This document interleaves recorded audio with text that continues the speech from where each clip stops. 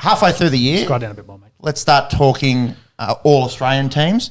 Now, AFL.com, they named a mid-season team. Steam, do you want to run us through this one? Yeah, so the full back line, Tom Stewart from Geelong, Stephen May from Melbourne, Jacob Wiedering from Carlton, halfbacks, Jack Sinclair, James Sicily and Sam Doherty. The centres and wings, Bailey Smith, Clayton Oliver, Ed Langdon, half forwards, Shai Bolton, Charlie Curnow, Christian Petrarca, full forwards, Tom Hawkins, Jeremy Cameron, and I think that's Charlie Cameron. I see you around the camera. That is. Followers were Big Max, Lockie Neal, and Andy Brayshaw, and on the bench was Jared Witts, Took Miller, Patrick Cripps, and Callum Mills, and that was from all the journos at AFL.com.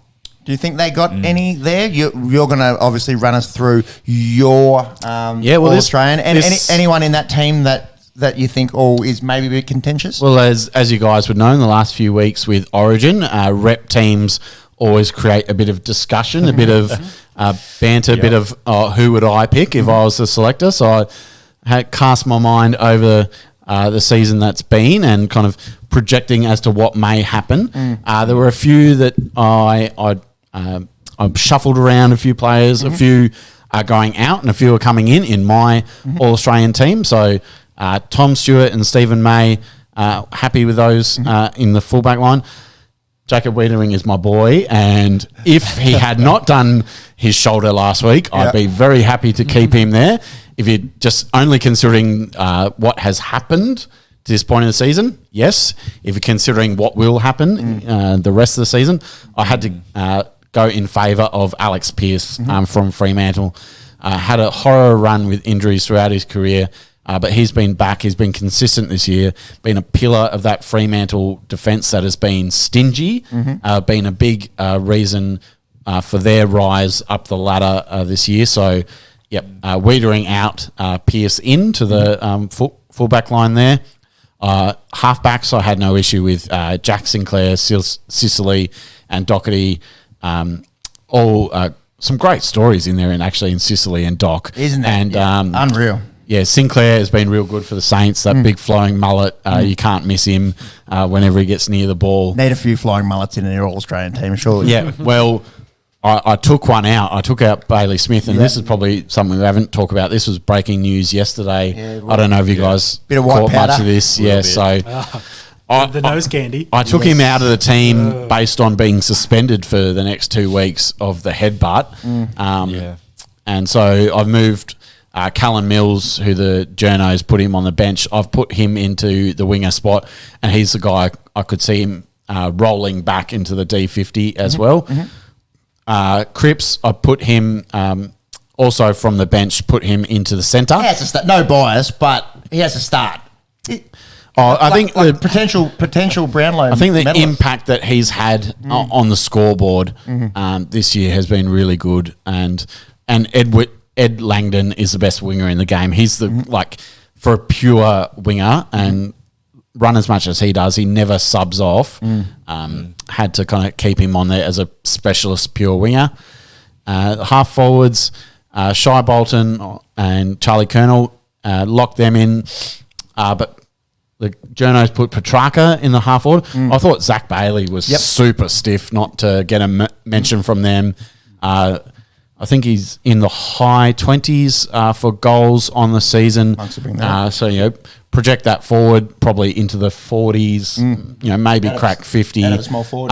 Pretty impressive. Yeah, he and his mate there at Brisbane, Charlie Cameron, are probably the two best small forwards in the game.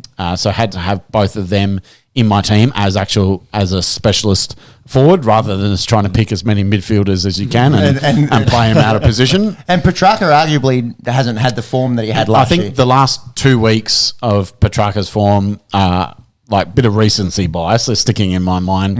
Recency bias is he's a great player of the competition. Of course. Hot as fuck. Yeah, but I tried to think about actually playing players in their proper positions. Yeah. So going with that, I didn't want to go with the two twin forwards of Hawkins and Cameron from Geelong, and instead went with Max King.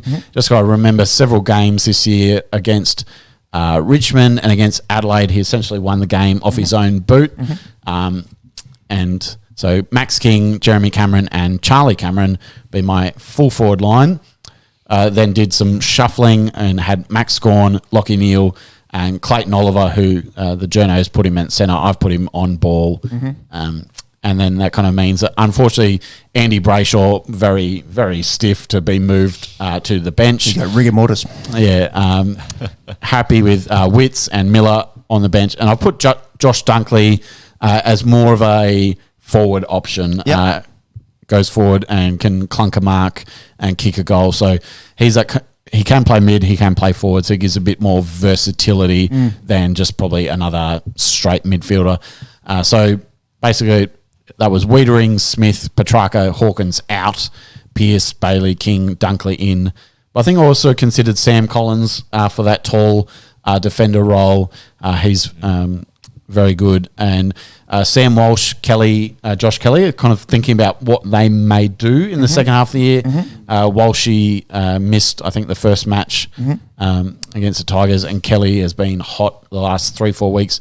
And then Tyson Stengel, I think, has been reinvigorated, playing at Geelong. Obviously got the two big boys there in Cameron and Hawkins, who he can crumb and feed off.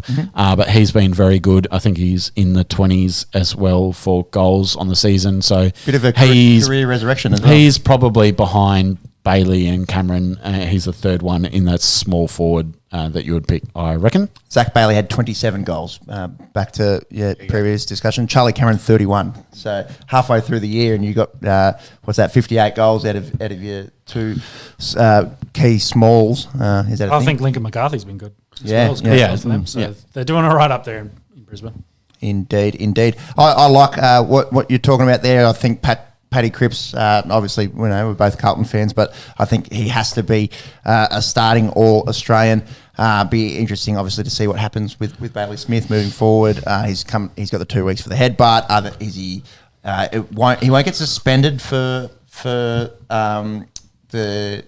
alleged substance. It'll all be internal. Well, it's kind of coincided, like at the start of pre-season, he took some time off for mental health, and AFL is actually pretty notorious for, like, you get a 3-strike policy and it's not kind of made public so long as you haven't gone and done other infractions if you've been on a substance. So they keep it pretty quiet. Yeah, so is it certainty that it was the white powder, or they're just saying he's got a strike? He then released a statement saying he's got a lot of work to do on himself, and after the grand final was in a pretty low space, and didn't explicitly admit to this is drugs and I was doing drugs, blah blah blah. But if you kind of read between the lines, it was kind of a an apology for and if he's for something illicit. Well, that's right. He has to be apologising for something. Then I was just snorting talcum powder, dude. That's all it was. White powder. Too much baby oil. It's a good looking rooster. It'd be interesting to see what happens, but I think obviously the rest of his season might be a little. We reckon get that AA team up on a social and maybe a bit of banter. If you at us, if you don't agree with what I've done of my selections, Steam's happy to wear a little bit of back and forth in the comments. Just need Monkey to be active on social media, and we'll be sorted.